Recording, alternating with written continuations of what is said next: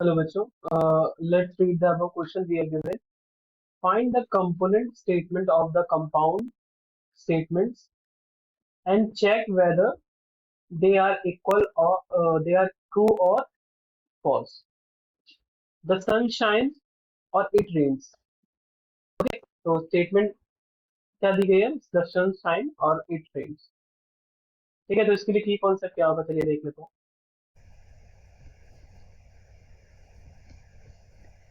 ठीक है, कभी हमें दो स्टेटमेंट S1 S2 दे रखे हैं. ठीक है, और वो सेपरेटेड बाय हो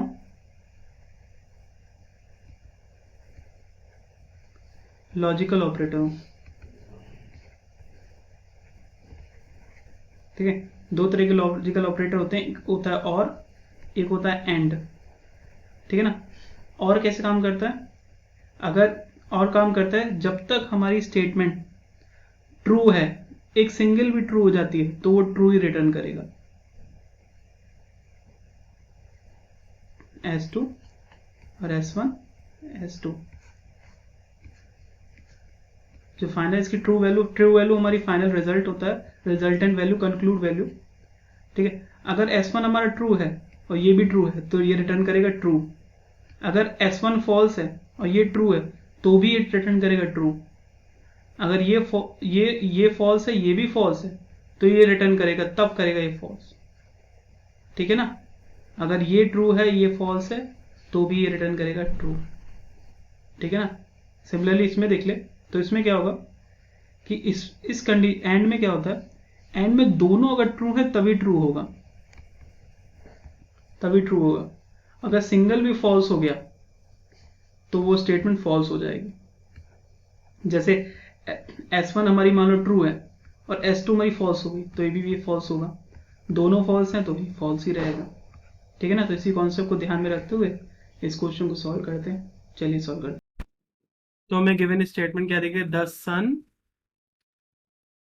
सन शाइन्स और इट रेन्स.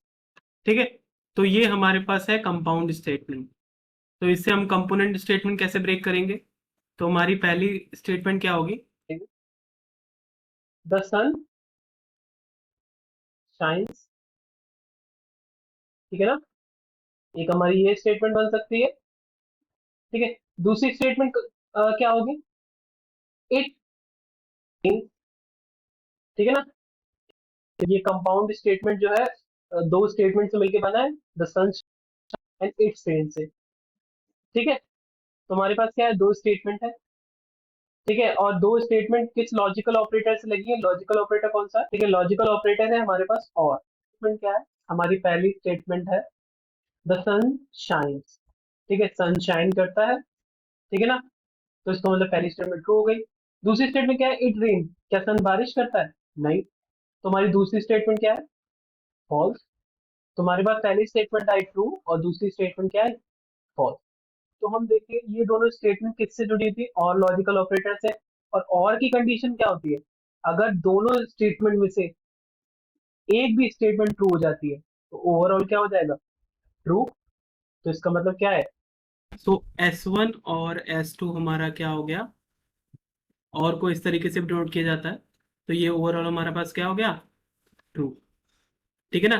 तो ये कंपाउंड स्टेटमेंट कैसी आई पूरी? Overall true. होप आपको समझ में आया होगा. Thank you.